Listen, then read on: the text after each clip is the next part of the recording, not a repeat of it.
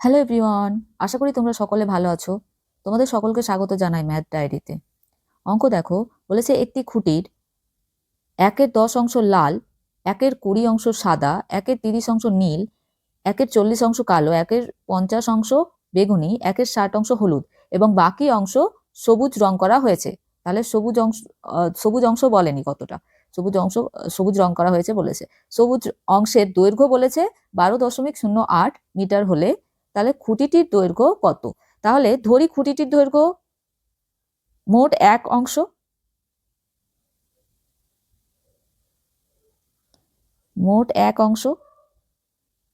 মোট অংশ 1।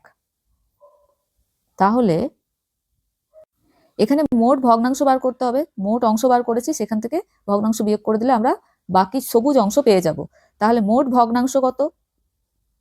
মোট ভগ্নাংশ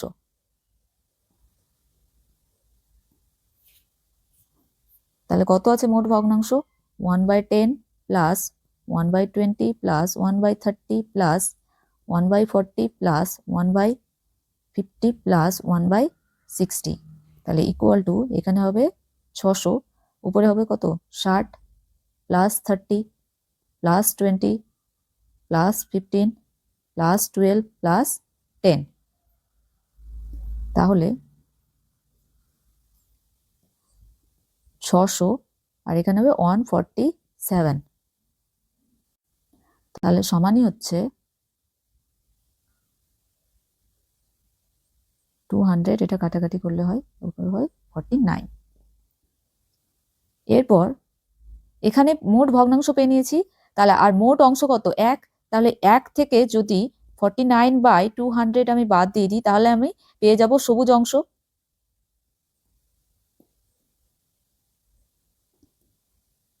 তাহলে 200 থেকে 49 এখানে বাদ দিতে হবে, তাহলে হবে কত?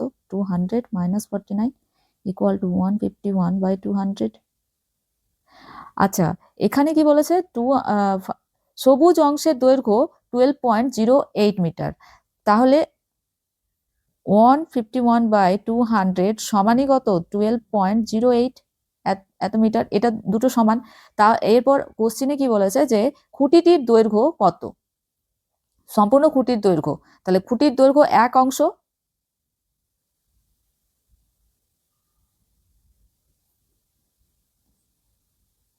তাহলে খুঁটিটির দৈর্ঘ্য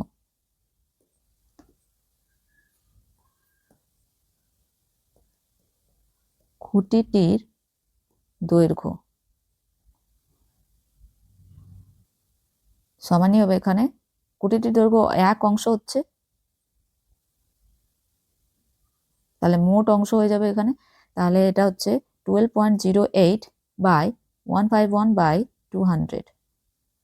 তাই এটা মাল্টিপ্লাই করলে কত হবে? এখানে 12.08 ইন্টু 200/151 ইকুয়াল টু, নিচে হবে 151 আর এখানে হবে 2416। তাহলে এটা কাটাকাটি করলে হবে 16 মিটার। তাহলে আমাদের অ্যান্সার হবে সি, অপশন সি। পরের অঙ্ক দেখো, বলেছে নিচের কোন ভগ্নাংশটি সবচেয়ে বড়? তাহলে 4/2/3 ইকুয়াল টু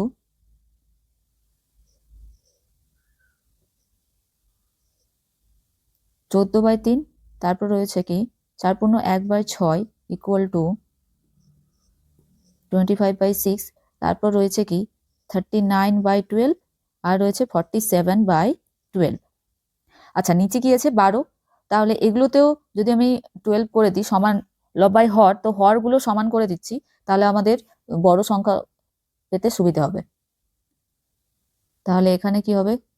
3 ইন্টু 4 করলে 12 হয়ে যায়, তাহলে 14 into 4 equal to 56/12 equal to 6 into 2, তাহলে 25 ইন্টু 2 ইকুয়াল টু হচ্ছে 50/12।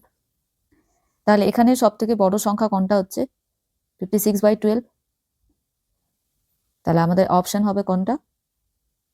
তাহলে 56/12 ইকুয়াল টু হচ্ছে কত? 4/2/3, অপশন নাম্বার এ। পরের অঙ্ক দেখো, বলেছে 24 জন লোকের একটি পুকুর কাটতে 12 দিন লাগে, তবে কতজন লোক 8 দিনে ওই পুকুর কাটতে পারবে? তাহলে যদি দিন সংখ্যা বাড়ে তাহলে লোক সংখ্যা কম লাগবে, এবং দিন সংখ্যা কমলে লোক সংখ্যা বেশি লাগবে। তাহলে এক্ষেত্রে কি হচ্ছে, এই সম্পর্কটি হচ্ছে ব্যস্ত সম্পর্ক। এক্ষেত্রে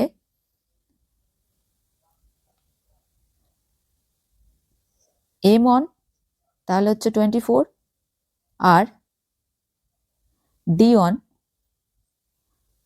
দিন সংখ্যা হচ্ছে D1 ইকুয়াল টু 12, M1 হচ্ছে লোক সংখ্যা, আর তাহলে M2 ইকুয়াল টু নেই, ওটা বার করতে হবে, আর D2 বলেছে দিন সংখ্যা 8। তাহলে এক্ষেত্রে কি হবে, M1 into D1 equal to M2 into D2। তাহলে M1 সমান 24 ইন্টু D1 ইকুয়াল টু 12। তাহলে M2 বার করতে হবে, আর D2 বলে দিয়েছে 8। তাহলে 24 into 12 by 8 equal to M2। 3 8 24, তাহলে 36 ইকুয়াল টু M2। আমাদের অপশন ডি হচ্ছে অ্যান্সার। তাহলে বলেছে কতজন লোক 8 দিনে ওই পুকুর কাটতে পারবে? 36 জন লোক। পরের অঙ্ক দেখো, বলেছে 3কে কত দিয়ে গুণ করলে -1 পাওয়া যাবে? তাহলে ধরি সংখ্যাটি x, তাহলে প্রশ্ন অনুযায়ী